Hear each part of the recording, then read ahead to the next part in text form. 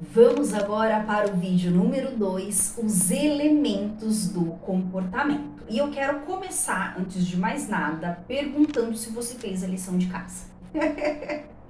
Quem não fez, gente, pausa o vídeo e faz essa lição de casa. Quem já fez a lição, já tá com um hábito escolhido, ou mais hábitos, né? E já pensou na versão simplificada desse hábito, tá bom? Nesse vídeo aqui, o que a gente vai fazer? Nós vamos entender cada um dos elementos do comportamento e vamos analisar o hábito que você quer adquirir, beleza?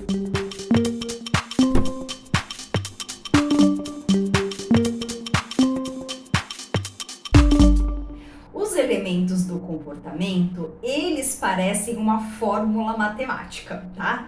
Então a gente tem o co igual M mais C mais P. O que é isso? O co é de comportamento, que é o hábito que você quer adquirir. Ele é igual a M, que é a motivação, o desejo de adotar um determinado comportamento, mais o C de capacidade, que é a sua possibilidade de adotar aquele comportamento, se o comportamento é viável para você, mais o P de prompt. O que é prompt? É um estímulo para adotar esse comportamento. Bem, tem um gráfico aqui no livro, tá? E esse gráfico, ele tem uma linha vertical e uma linha horizontal. Essa linha da vertical é a linha da motivação e a linha da horizontal é a linha da capacidade.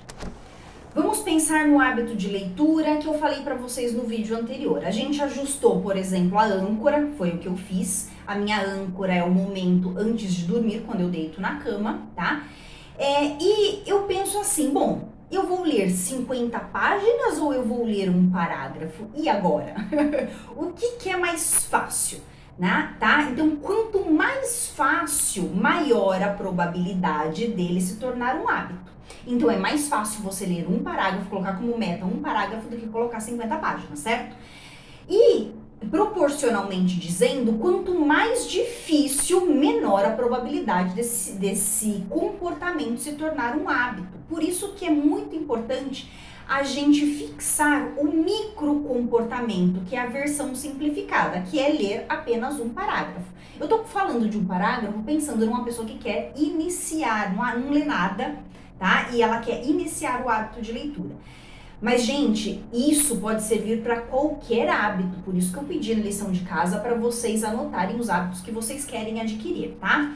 Bom, vamos pensar assim, ler um parágrafo é uma quantidade que você leria até cansada, até com sono, certo? Tá? Então, por isso que é importante esse hábito ser micro mesmo, tá? Um outro ponto é ajustar o prompt. O prompt dentro daquela equação é o estímulo para fazer aquele hábito, tá? Então, nenhum comportamento ele se concretiza sem um prompt, sem esse estímulo, tá? Então, deixar o ambiente preparado, como por exemplo, se eu quero ler antes de dormir, é muito importante eu ter um abajur do meu lado. Tá? Então eu tenho que ter esse recurso para me ajudar, tá? Eu tenho também que deixar o livro ao lado da minha cama, né? Porque digamos que eu deite na cama e eu esqueci de pegar o livro, porque o livro tá longe, deixa da preguiça, né? Você dificulta. Então, o importante, né, a gente precisa sempre pensar que nós temos que facilitar. Então, é importante ajustar esses estímulos, né? Deixar lá o abajur, deixar o livro ao lado da cama, tá? E esse prompt principal é a âncora que você escolheu, que é, bom, vou ler todos os dias antes de dormir. Ou, se você vai ler em qualquer outro momento do seu dia, você pode programar um despertador no celular. Hoje em dia a gente tem esse recurso, né? E é muito simples fazer essa programação. E aqui eu quero falar sobre algo um pouco ruim, que são os vícios, tá?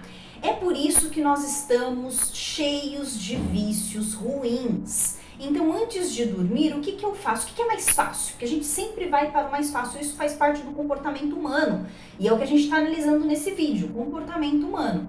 Então, o que é mais fácil? Ler um livro ou mexer no celular? Qual que é mais fácil na linha da capacidade, tá?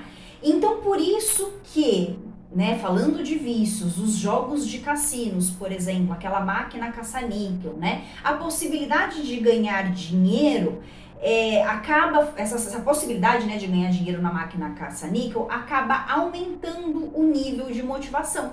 Tá? A motivação fica muito alta. Por quê? Porque a capacidade de mexer naquela máquina, qualquer um mexe. Qualquer um consegue mexer. É só você puxar a alavanca. É fácil ou é difícil? Tá? Então é isso que a gente precisa analisar. Eu não estou falando aqui de vícios químicos, tá? De drogas, de alcoolismo, tá? Isso se encaixa apenas a vícios de comportamento, tá? Então é por isso que a gente acaba adquirindo hábitos ruins, né? Por exemplo, o mexer no celular todos os dias antes de dormir, porque é muito mais fácil mexer no celular do que ler um livro. Bom, agora que você já conheceu quais são os elementos do comportamento humano para adquirir hábitos, e isso serve tanto para hábitos bons quanto para hábitos ruins, e a gente precisa saber disso porque assim a gente ajusta as nossas escolhas para bons hábitos. Vamos então para a lição de casa, tá? Aqueles hábitos que você escolheu no vídeo anterior, tá? Pense nesses hábitos. Eu vou dar o exemplo aqui da meditação, porque é um hábito que eu escolho para mim, tá? Eu gosto de fazer meditação todos os dias. Então a gente precisa se perguntar, né? Para facilitar a execução desse hábito. A primeira pergunta é: existe um prompt, um estímulo para me lembrar de realizar esse hábito? E esse prompt tem que ser o quê? Pode ser um horário fixo, e daí eu coloco um despertador no celular, e pode ser uma âncora, tá? Que é um comportamento já existente, né? Por exemplo, todos os dias ao acordar eu vou fazer a meditação, tá? Um exemplo. Então você tem que escolher esse prompt para esse hábito específico. Vai ser ou um prompt artificial, que você cria ali de acordo com um despertador, ou é um prompt âncora. Essa âncora tem que ser uma atividade que você faça todos os dias, tá? Segunda pergunta: eu tenho capacidade para realizar esse hábito? Será que eu consigo meditar? Meditar para mim é fácil ou é difícil? Gente, tem que ser fácil, tá? Por isso que é muito importante escolher a versão mínima, o microcomportamento, para facilitar. Ele precisa ser fácil. Porque se ele for difícil, tá? Você provavelmente vai desistir no meio do caminho, tá? Então, se tiver difícil, gente, busca simplificar ainda mais e deixe mais fácil, tá? Terceira pergunta: eu tenho motivação suficiente para realizar esse hábito? Eu quero realizar esse hábito. Qual é o meu grau de desejo para realizar esse hábito? Tá? Então, por exemplo, meditar é muito importante para mim, porque me acalma, me relaxa, remove o meu estresse. Sou uma pessoa estressada. Então, eu preciso meditar, tá? Então, para mim é importante. Então, no seu caderninho, o que você tem que fazer? Responder a essas 3 perguntas. Primeira pergunta, recapitulando: existe um prompt, um estímulo para lembrar você de realizar esse hábito? Segunda pergunta: eu tenho capacidade para realizar esse hábito? Ele é fácil para você? Tem que ser fácil. Se for difícil, simplifique. E terceira pergunta: eu tenho motivação suficiente para realizar esse hábito? Desculpa. Eu tenho motivação suficiente para realizar esse hábito? Qual que é o seu grau de motivação? Ok? Essas 3 perguntas precisam ser respondidas. E para finalizar, vocês notaram que a motivação é a última etapa dentro dessas 3 perguntinhas? E é da motivação que nós vamos falar no próximo vídeo. Então, faça a lição de casa, anote no seu caderno. E no próximo vídeo, você tem que pegar essa sua anotação para aprofundar no quesito, né, no elemento motivação. Será que o que você colocou na motivação tá ok? A gente vai fazer esses ajustes. No próximo vídeo, vamos falar só de motivação, beleza? Beijos, até o próximo vídeo. Tchau, tchau.